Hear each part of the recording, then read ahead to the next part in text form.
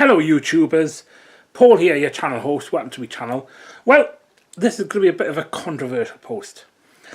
It's about Shamima Begum, the how old is she?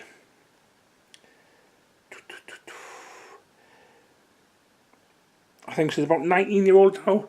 The lass who left London in 2015 with two of her London schoolmates, Kadzia Sultana and Amira Abbas, for a new life with ISIS basically. If you've been taking notice to the news and haven't been living under a rock for the last week or so, you will notice that she wants to come home because she was pregnant and she's lost two of her kids over there already, and she's wanting to come back to, well, basically for the NHS to look after her kid. And she's there's a big debate about whether she should come back. Basically, I think no. She's a terror risk. She's just wanting to come back and sponge off the UK. And she actually doesn't have any regrets about joining ISIS. This is... I've actually got my mobile phone here. There's a transcript that was printed in the Chronicle yesterday, the 17th of February. It's a transcript of every word she said to John Sparks of Sky News in an interview broadcast across the world. There you go. Don't know if you can see that. Now I've taken some screenshots of this interview, and I'm just going to highlight some of it to reasons why she shouldn't be back. Okay, so as I say, she left in 2015. Here's one of the questions that was put to her by John Sparks. Was there a point when you started to have second thoughts about your life under Islamic State? She replies, only at the end, after my son died, I realised I had to get out for the sake of my children, for the sake of my daughter and my baby. Yeah. And then he says, only at the end. She replies, yeah. And he asks, you didn't have any regrets up until that point? No. What is it about Islamic State that attracted you? What did you like about it? The way they showed you that you can go to Syria and they'll take care of you. You have your own family, do anything, you're living under Islamic law. She doesn't regret, so far, she doesn't regret going over there. Did you know what Islamic State were doing when you left for Syria? Because they had beheaded people. There were executions. Yeah, I know, because those things, and I was okay with it. Because, you know, I started becoming religious just before I left. From what I heard, Islamically, that is all allowed, so I was okay with it. Is she nuts? You didn't question that? No, not at all.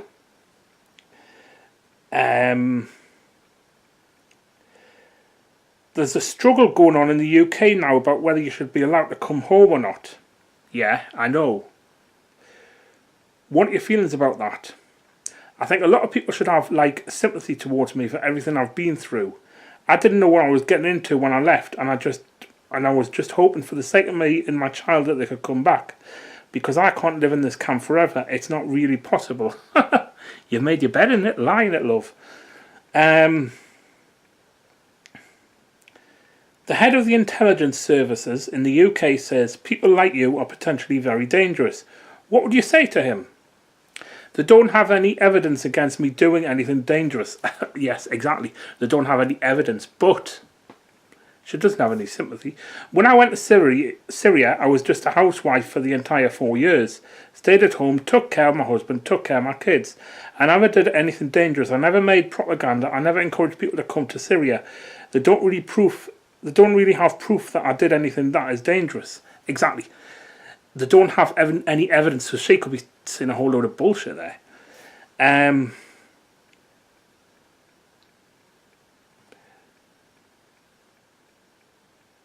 Just having a quick look.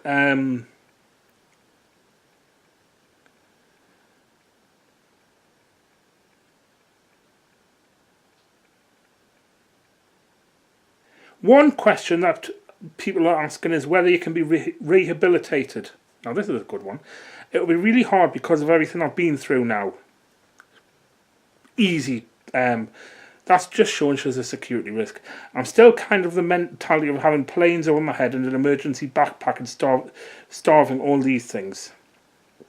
I think it'll be a big shock to go back to the UK and start life again.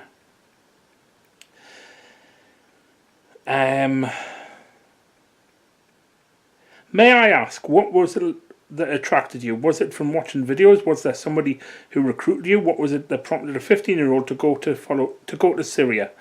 During the time I left, Al-Dawla Islamic State, was on the news and stuff, and I like a lot of videos were coming out, and I saw all the videos on the internet, and that just kind of attracted me to them, like it attracted lots of people.